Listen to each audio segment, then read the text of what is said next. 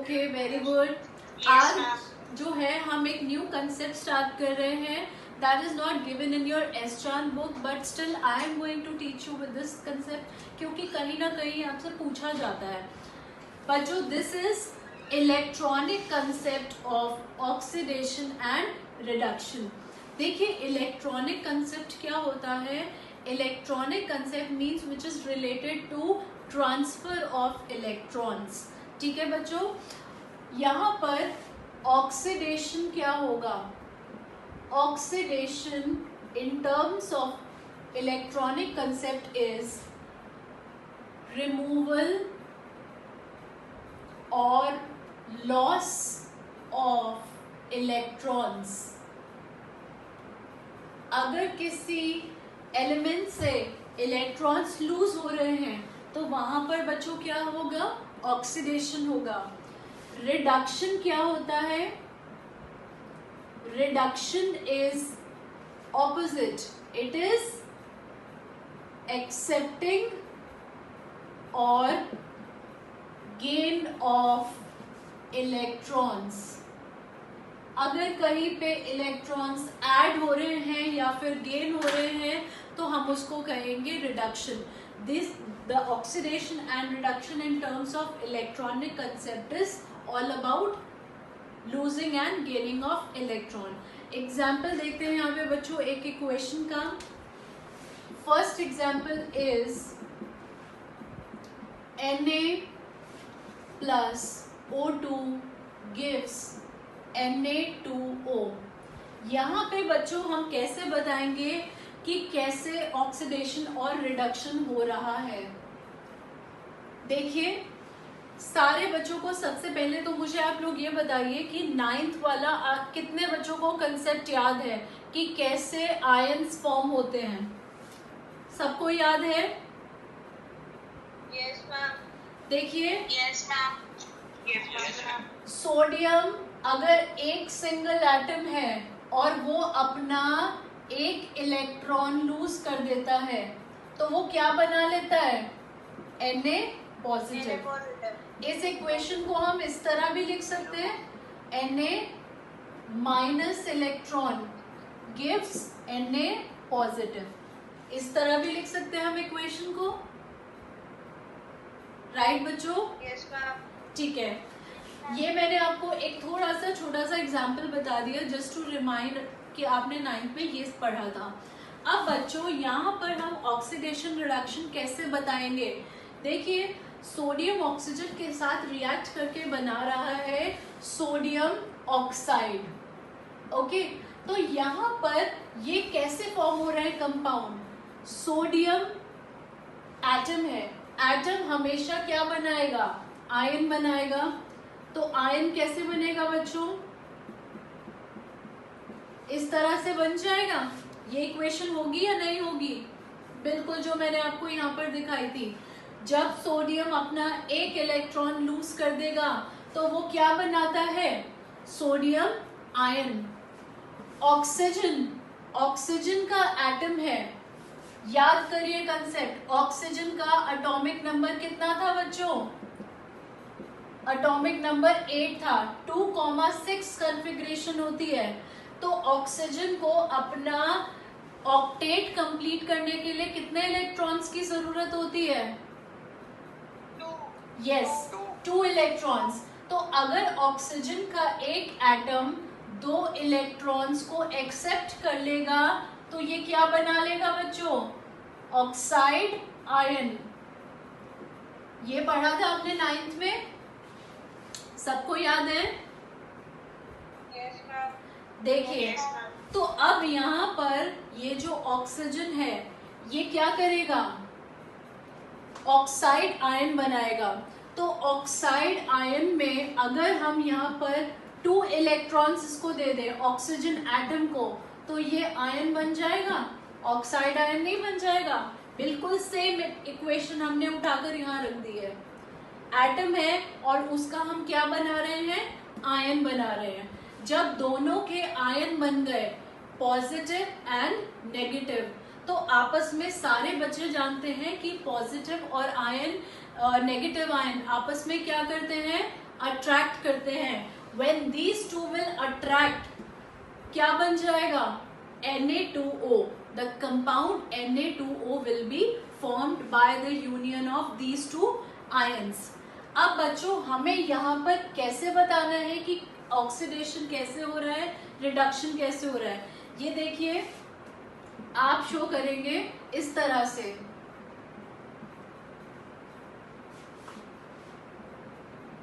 इस तरह से लिखते हैं आप लोग, Na पॉजिटिव O2 नेगेटिव। ठीक है बच्चों, इस तरह से लिखा आपने। अब सोडियम ने क्या करा है ऑक्सीडेशन में? सोडियम ने इलेक्ट्रॉन क्या किया है? ध्यान से देखिए, बताइए। Lose. Yes, and losing of electron is known as oxidation. Yes, very good.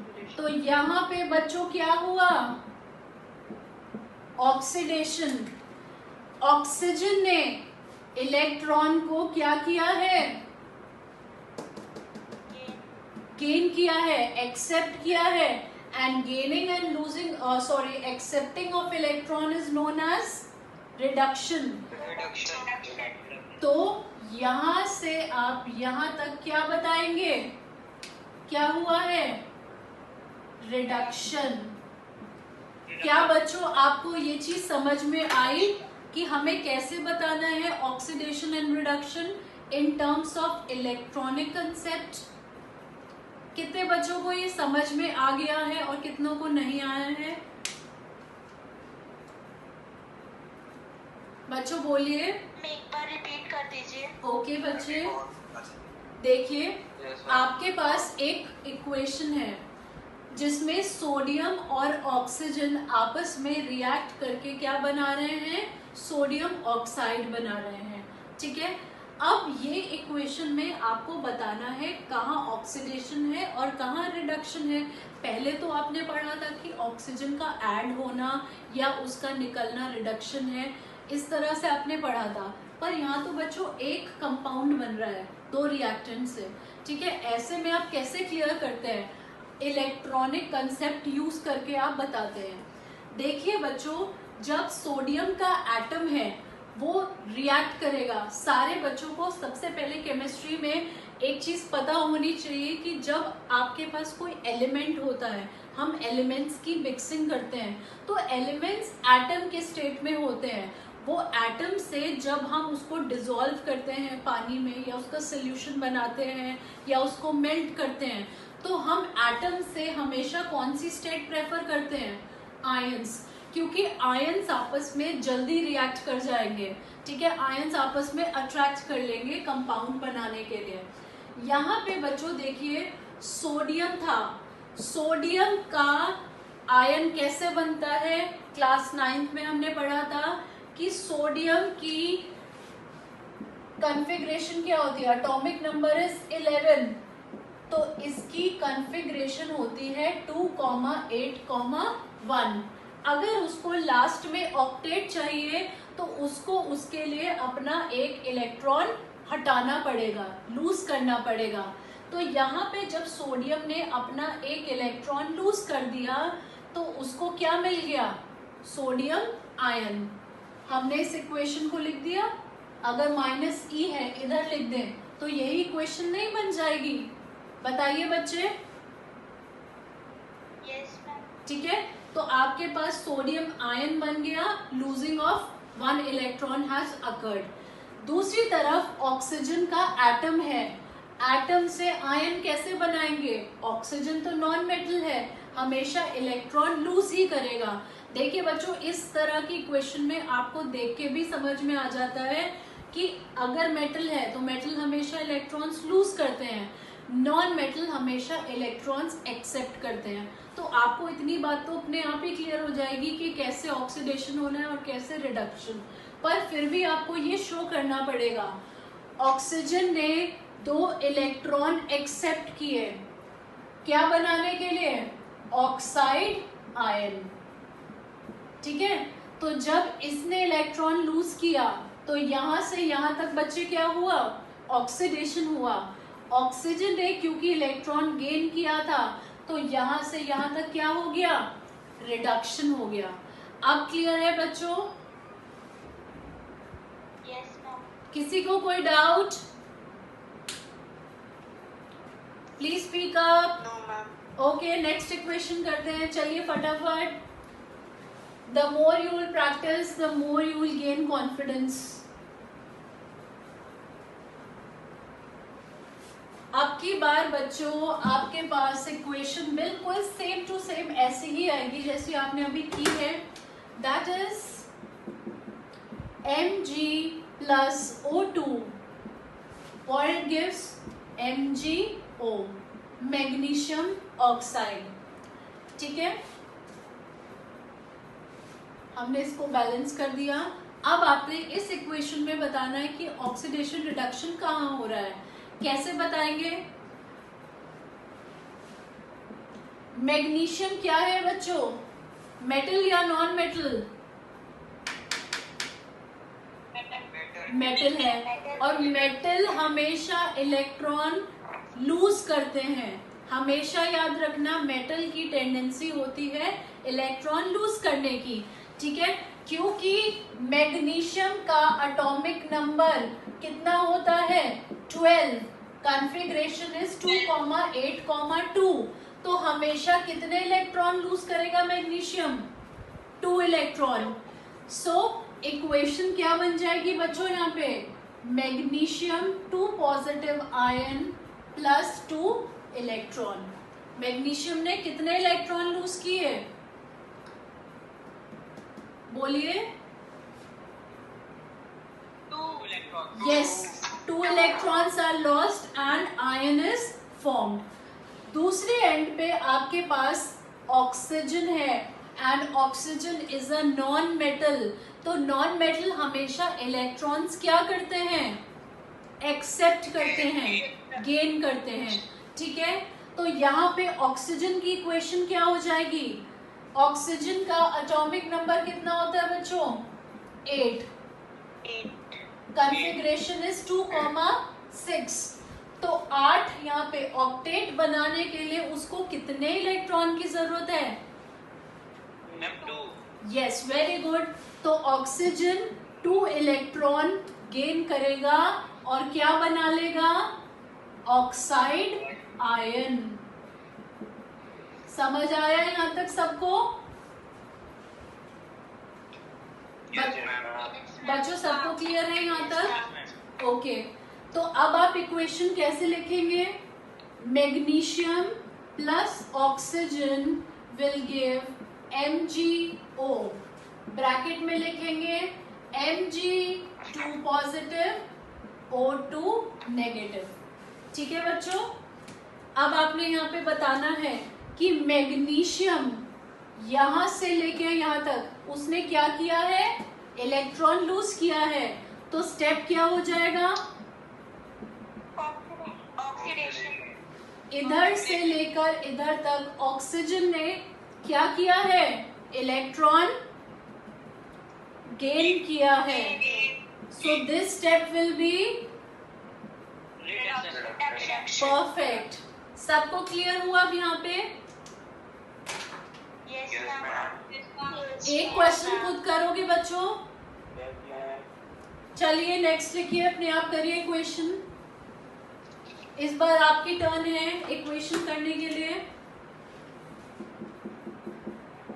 Fe plus S gives FeS। बताइए इसमें,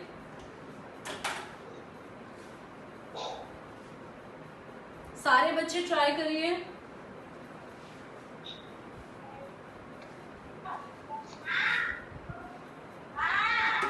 और मैं बच्चों पहले ही आपको हिंट के लिए बता दूं कि यहाँ पे फेरस सल्फाइड है। फेरस सल्फाइड का मतलब है आयरन 2 सल्फाइड, यानी कि आयरन की वैलेंसी कितनी होगी, 2। यस।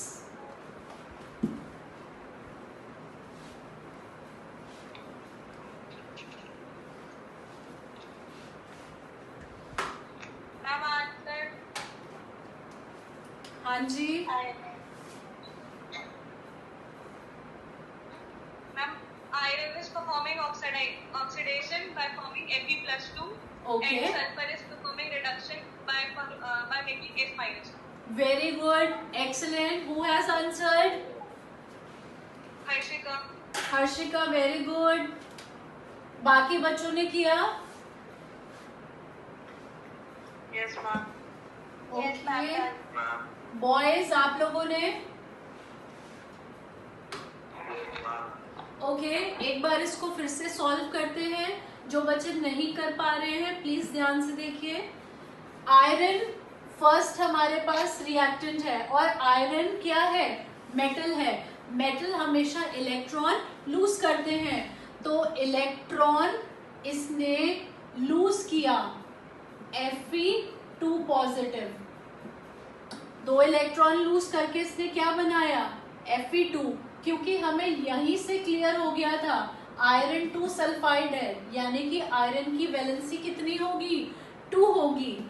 बच्चों, सल्फर है. सल्फर का सारे बच्चे जानते हैं एटॉमिक नंबर कितना होता है? 16 होता है. 2, 8, 6 इसकी कॉन्फ़िगरेशन होती है. तो लास्ट में अगर इसको ऑक्टेट चाहिए तो उसके लिए इसको कितने इलेक्ट्रॉन गेन करने पड़ेंगे? 2 इलेक्ट्रॉन्स. तो सल्फर बच्चों कितने इलेक्ट्रॉन गेन करेगा? 2. और क्या बना लेगा? S2 negative, sulphide ion. और यहाँ पे बच्चों हमारे पास क्या बना है? Ferrous ion. ठीक है, अब इसको पूरा इक्वेट करके लिखेंगे. Fe plus S gives FeS, bracket में लिखिए Fe2 पॉजिटिव, S2 नेगेटिव. तो बच्चों Fe इलेक्ट्रॉन लूज कर रहा है बीइंग अ मेटल, और क्या शो कर रहा है? ऑक्सीडेशन. सल्फर इलेक्ट्रॉन गेन कर रहा है being a non-metal, so it is showing reduction. समझ आया? सबको क्लियर है बच्चों? प्लीज बी लाउड, सब बताइए, आंसर करिए. Yes, ma'am.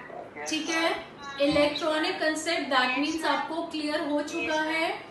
अब इस पे बेस जैसे ही आपको, क्योंकि आज ये चैप्टर आपका कंप्लीट हो जाएगा, I will be providing you assignment जिसमें ये वाले क्वेश्चंस भी होंगे इलेक्ट्रॉनिक कंसेप्ट वाले. तो आपको ये कंसेप्ट के हिसाब से ही सॉल्व करना है. एक आपका ओरिजिनल कंसेप्ट हो गया ऑक्सीडेशन रिडक्शन का इन terms of oxygen and hydrogen atom. दूसरा जो कंसेप्ट है आपका दैट इज इलेक्ट्रॉनिक कंसेप्ट.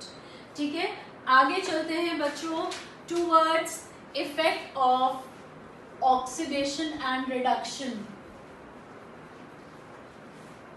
अब बच्चों आपके पास काफी हद तक थियोरेटिकल कंसेप्ट है, जहां पर सिर्फ आपको थोड़ा सा रटना होगा डेफिनेशंस.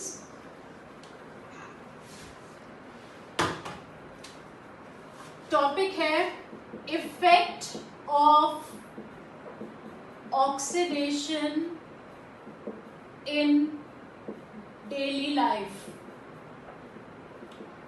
ऑक्सीडेशन कैसे होता है डेली लाइफ में? इसमें हमारे पास बच्चों 2 चीजें आती हैं. सबसे पहले आता है करोशन, दूसरा हमारे पास यहाँ पर आता है रैंसिडिटी,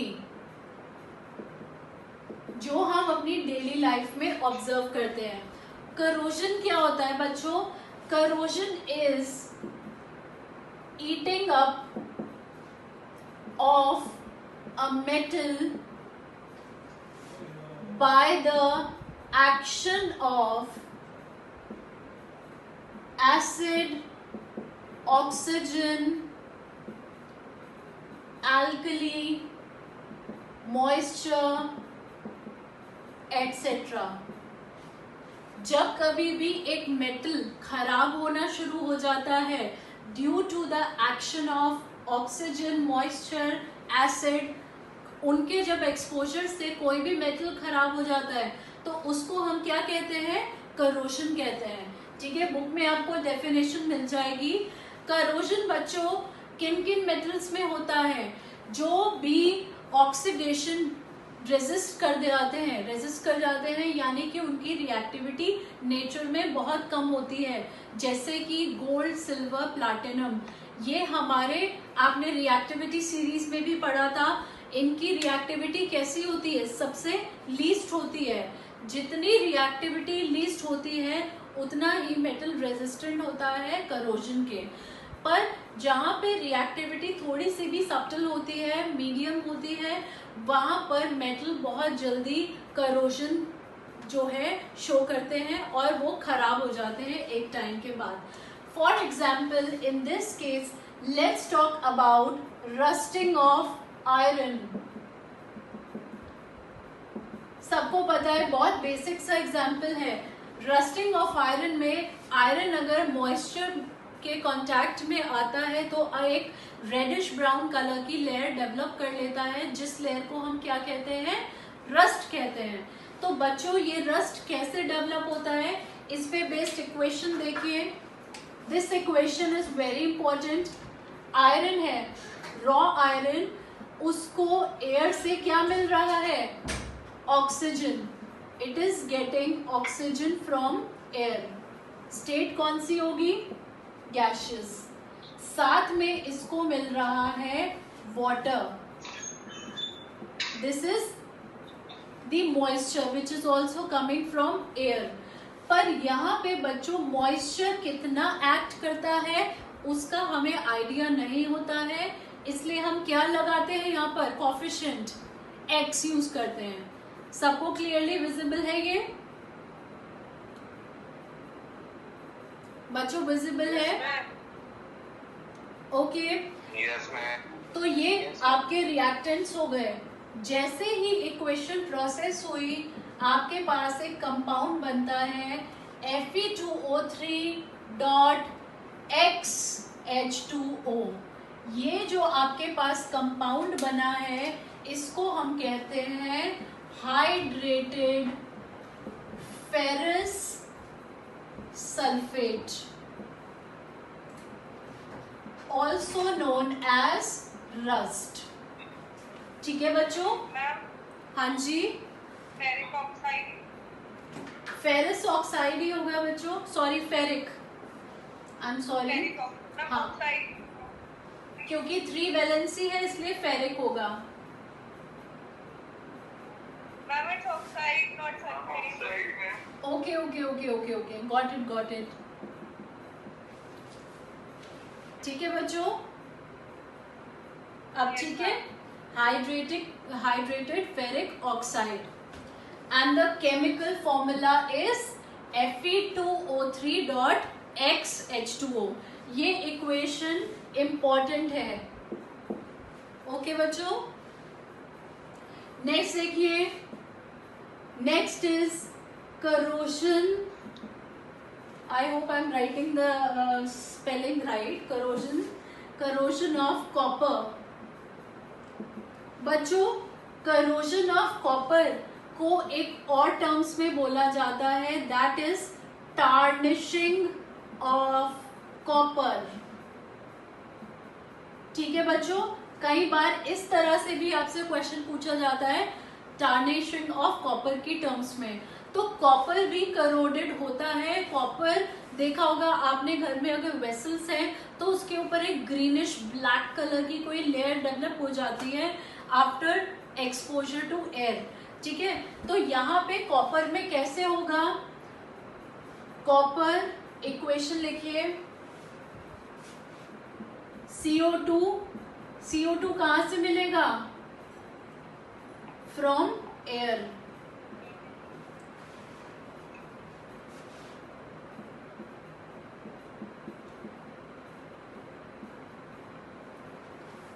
सबको दिख रही है इक्वेशन? यहाँ पर बच्चों एक कंपाउंड फॉर्म होगा, that is CuCO3.CuOH whole twice.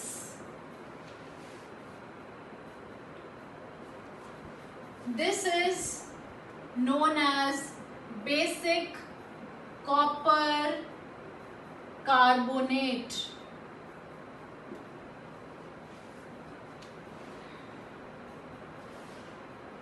इसको क्या बोलेंगे बच्चों?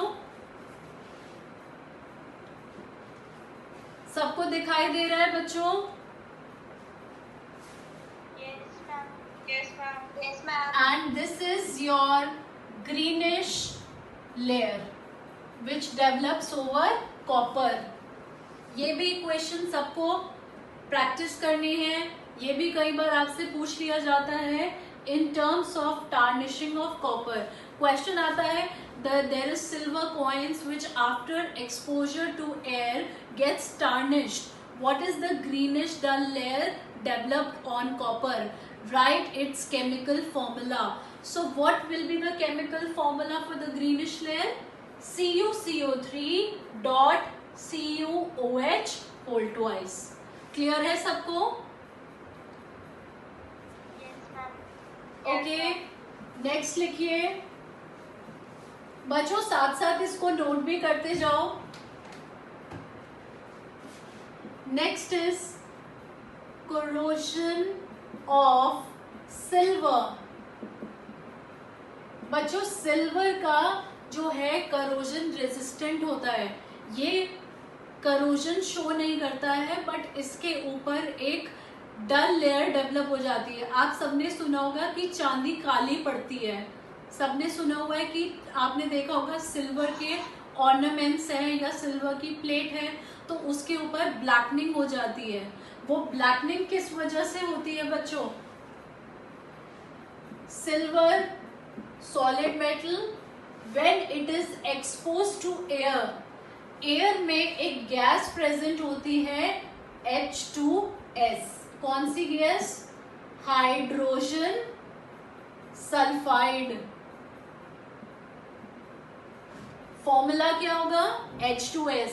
जैसे ही इस एज से सिल्वर एक्सपोज होगा, रिएक्ट कर जाएगा, it will form a compound Ag2S और साथ में रिलीज होगी हाइड्रोजन गैस। ये बच्चों क्या कंपाउंड बन गया यहाँ पर? Silver sulphide. सबको इक्वेशन दिख रही है? Yes, ma'am. Okay, and this is your black layer which is developed over the silver articles. सबको समझ आ गया?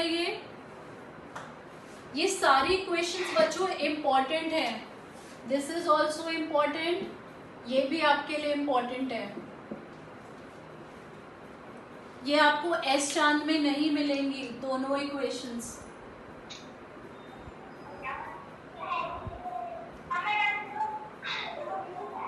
आगे बढ़े बच्चों। मैम, हाँ जी,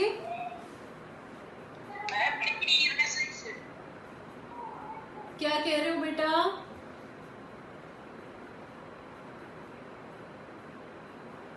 मैम दिख नहीं रहा है। दिख नहीं रहा है? अब दिख रहा है बेटा?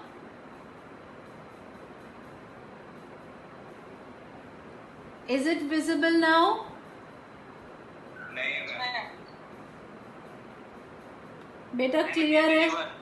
स्क्रीन तो बिल्कुल क्लियर विजिबल है। आप अपना कनेक्शन चेक करिए। और बच्चों को दिख रहा है? Yes, ma'am. ओके बच्चों, हमेशा याद रखना इन दोनों मेटल में, कॉपर और सिल्वर में, करोजन जो है सिर्फ सुपरफिशियल लेयर पे कोटिंग डेवलप होती है। यहाँ पर मेटल नहीं डिग्रेड होते हैं, ठीक है, because these metals are resistant to corrosion. They don't get eaten up, they only develop layer over it. ठीक है, आगे चलते हैं बच्चों। यहाँ पर आपसे 2-3 चीजें और पूछी जाती है जो कि बहुत बेसिक है। What are the ways of preventing rusting? Rusting को कैसे प्रिवेंट कर सकते हैं in the case of iron? तो बहुत ही बेसिक से इसमें आंसर्स हैं जो हो सकता है आपको पहले ही पता हो. That is by polishing. We know this thing, polish कर दो. Second is by galvanization. Galvanization क्या होता है बच्चों? Galvanization is dipping of iron metal into liquid zinc, sorry, molten zinc to coat it. सबको मालूम है galvanisation? Yes, ma'am. Ma'am, it is used in railway tracks. Yes, galvanisation में zinc को जो है मेल्ट करके उसकी कोटिंग करते हैं आयरन के ऊपर. That is known as galvanization. तीसरा बच्चों यहाँ पर एक चीज और आ जाती है, बाय इलेक्ट्रोप्लेटिंग. इलेक्ट्रोप्लेटिंग होता है बच्चों किसी और मेटल की कोटिंग करना, इलेक्ट्रोप्लेटिंग कहते हैं. Other way is polishing. तो इसमें से आप कोई भी आंसर लिख सकते हैं, but this is very less important thing. आगे बात करते हैं rancidity, because we are running short of time. Rancidity क्या होता है बच्चों? कई बार क्या होता है, जैसे बहुत गर्मी होती है, आपने सुबह खाना बनाया और रात को आपने हॉट केस में रख दिया बाहर एक्सपोज, तो थोड़े टाइम के बाद आपने जब रात को खाना स्मेल किया तो उसमें से खट्टी खट्टी स्मेल आने लगती है, और अगर आप उसको टेस्ट करें तो उसका टेस्ट भी चेंज हो जाता है. इस चीज को हम कॉमनली साइंटिफिकली हम बोलते हैं rancidity. So rancidity is the aerial oxidation of fats and oils present in the food stuff, which leads to unpleasant taste and odor. सबको डेफिनेशन पढ़ने में आ रही है? बच्चों यहाँ पर एक वर्ड लिखा हुआ है एरियल ऑक्सीडेशन. एरियल ऑक्सीडेशन का मतलब है जब कभी भी फूड स्टफ एयर की प्रेजेंस में आता है तो उसके अंदर जो फैट्स एंड ऑयल्स प्रेजेंट होते हैं उसका ऑक्सीडेशन हो जाता है हवा के कांटेक्ट में आते. उसको हम कहते हैं एरियल ऑक्सीडेशन, जिसकी वजह से उस खाने में अनप्लेजेंट टेस्ट और स्मेल डेवलप हो जाती है. कई बार होता है कि आपने चिप्स रखे हुए ओपन बहुत टाइम के लिए तो उसका टेस्ट भी चेंज हो जाता है और उसमें से थोड़ी सी स्मेल आने लगती है. That is rancidity. ठीक है बच्चों, आई होप ये सबको क्लियर होगा. How can we prevent rancidity? ये बच्चों अगर कभी भी क्वेश्चन आता है तो 3 मार्क्स में आता है, 3 या 4 मार्क्स में. Define rancidity and also explain the ways to prevent it. तो सबसे पहला वे क्या होगा? Preventing rancidity. इसको रोकने के लिए यू कैन बाय रेफ्रिजरेटिंग. अगर किसी फूड स्टफ को रेफ्रिजरेट कर देंगे तो उसकी रैंसिडिटी रोकी जा सकती है. दूसरा, by vacuum packing. Vacuum packing और placing food in airtight container. बच्चों, how much time is left?